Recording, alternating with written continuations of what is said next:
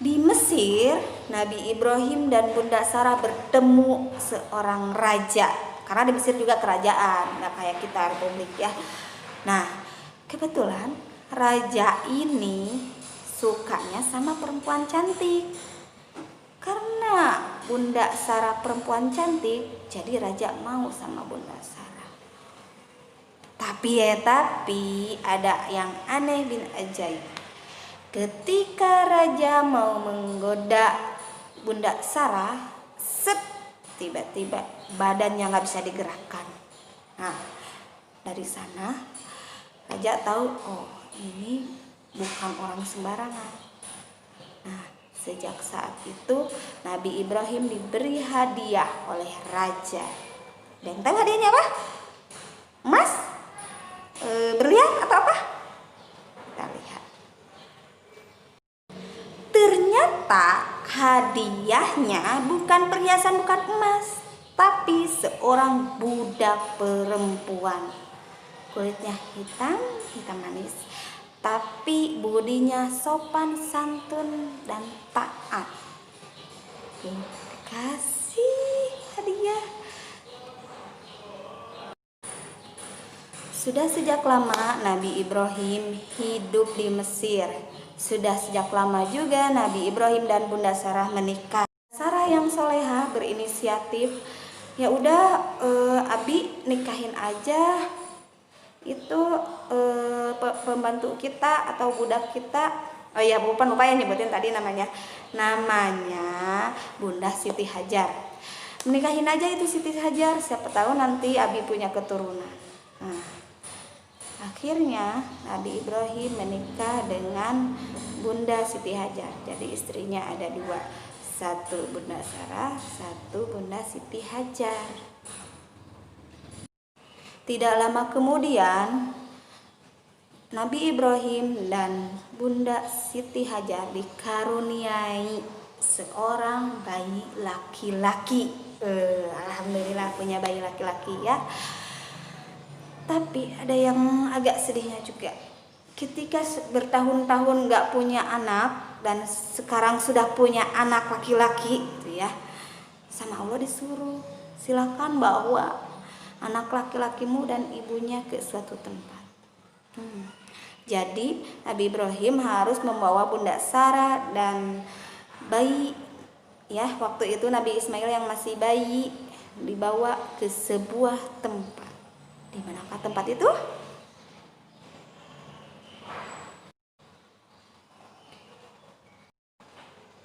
Melewati padang pasir, bukit berbatu, Nabi Ibrahim dan Bunda Siti Hajar terus berjalan. Di sana gersang ya teman-teman, gak ada pohon. Yang ada itu cuacanya panas banget. Kasihan bayi, masih bayi di bawah panas. Setelah lama perjalanan akhirnya tiba juga di suatu lembah. Nabi Ibrahim meninggalkan Bunda Siti Hajar dan Ismail kecil. Nah, Abi, kenapa kamu tinggalkan aku di sini? Mau kemana? Nabi Ibrahim jawab, nunduk aja sambil jalan. Apakah ini perintah Allah? Iya, ini perintah Allah. Kalau begitu aku yakin aku pasti bisa menghadapinya, kata Bunda Siti Hajar. Dan mereka berdua di sana jauh banget dari siapa-siapa, nggak ada rumah, nggak ada pohon. Sampai ya perbekalan mereka, makanan, minuman habis. Air susunya juga, asinya nggak ada karena bundanya nggak minum. Sibuklah Bunda Siti Hajar mencari kesana kemari sumber air, nggak tahan dengan tangisan sang bayi. Nah, udah kesana kemari, ke Bukit Sofa, Bukit Marwah, gunung sana, gunung sini ya. Akhirnya Allah Subhanahu wa Ta'ala memberikan keajaiban yang luar biasa. Dari hentakan sang bayi, keluarlah air. Zam, kata Bunda Siti Hajar. Nah, sampai sekarang disebutlah namanya air Zam-Zam. Padahal Zam-Zam itu artinya berkumpul. Nah, karena ada sumber air, jadi kapilah-kapilah yang suka melewati jalan di sana lama kelamaan mendirikan tempat tinggal di sana. Jadi Bunda Siti Hajar dan Nabi Ismail kecil banyak tetangga sekarang. Sekarang tempat itu berubah jadi sebuah tempat yang subur. Nah, 10 tahun kemudian Nabi Ibrahim alaihissalam menemui kembali Bunda Siti Hajar dan Nabi Ismail yang kala itu berusia sekitar 10 tahun. Ya, sebesar-besar kalian lah ya. Sudah lama sekali nggak bertemu, akhirnya bertemu. Kangen kan? Alhamdulillah. Pada suatu malam Nabi Ibrahim bermimpi. Mimpinya aneh. Mimpinya menyembelih anaknya. Anak baru ketemu harus sembelih. Bingung ya. Nabi Ibrahim itu berpikir, ini mimpi dari Allah atau dari setan? Bingung banget. Tapi ternyata mimpi itu berlangsung berurut-urut ya. 3 malam berturut-turut mimpi itu sama. Oh, berarti ini benar dari Allah. Nah, Nabi Ibrahim alaihissalam menceritakan mimpinya kepada Ismail kecil dan ternyata tidak menolak, sungguh ikhlas hati Nabi Ismail dan memberikan motivasi juga kepada ayahnya. Ayah, lakukan saja apa yang diperintahkan Allah. Teman-teman, sepanjang jalan ya menuju tempat penyembelihan, Nabi Ibrahim dan Nabi Ismail kecil digoda sama setan. Kamu kan baru ketemu tuh sama anak kamu setelah bertahun-tahun. Kenapa disembelih sih? Sayang, dia itu kan anaknya soleh, cakep lagi. Terus saja digoda sama setan. Tapi Nabi Ibrahim dan Ismail imannya kuat, yakin itu perintah Allah, maka nggak gentar, nggak tergoda.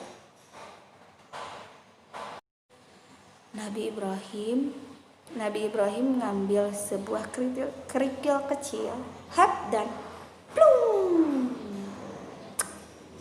Ya, setannya dilempar oleh kerikil itu. Dan sampai sekarang kejadian ini diabadikan. Kalau orang naik haji atau umroh pasti pernah melempar jumroh kan. Nah, itu ceritanya dari sana. Cerita dari Nabi Ibrahim melempar setan. Setelah tiba di suatu tempat, Nabi Ismail kecil dibaringkan, mata ditutup, tangan diikat, kaki diikat, ya, karena biar tidak berontak. Ketika pisau diayunkan, tiba-tiba Allah berfirman, "Hai Ibrahim, engkau taati perintahku. Ini adalah perintah yang sulit. Aku memberi balasan orang-orang yang berbuat baik." Itu firman Allah. Tiba-tiba tring, sama Allah digantikan oleh Nabi Ismail kecil dengan sebuah domba yang besar. Jadi Nabi Ismail kecilnya nggak disembelih, yang disembelih adalah dombanya, domba yang gemuk, yang sehat, ya.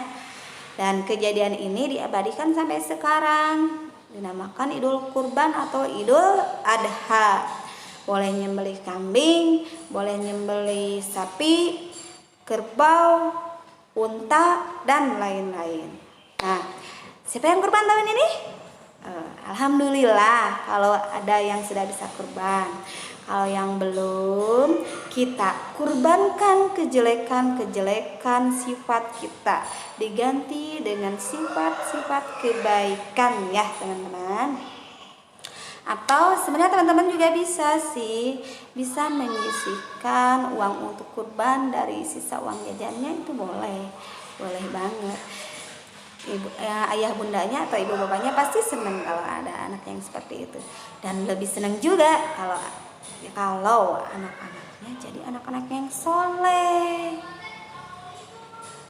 Nah teman-teman, Nabi Ibrahim dan Nabi Ismail diperintahkan Allah untuk membangunkan Ka'bah. Ka'bah tuh dulunya pondasinya sudah ada.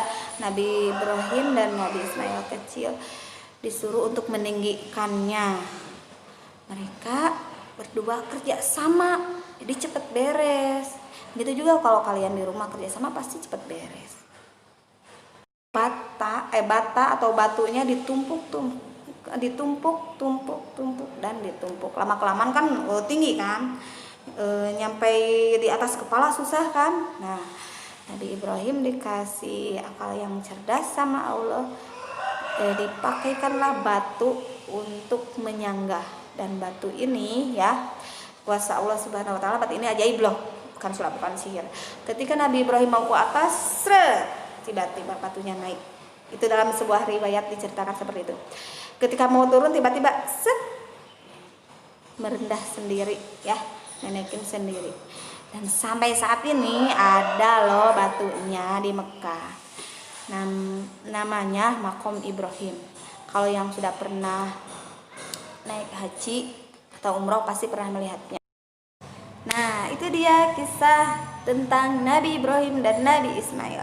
Popon ucapkan terima kasih banyak karena anak-anak yang soleh-soleha sudah mau menyimak ya. Semoga kita dapat mengambil hikmah dari semua kisah ini. Assalamualaikum warahmatullahi wabarakatuh.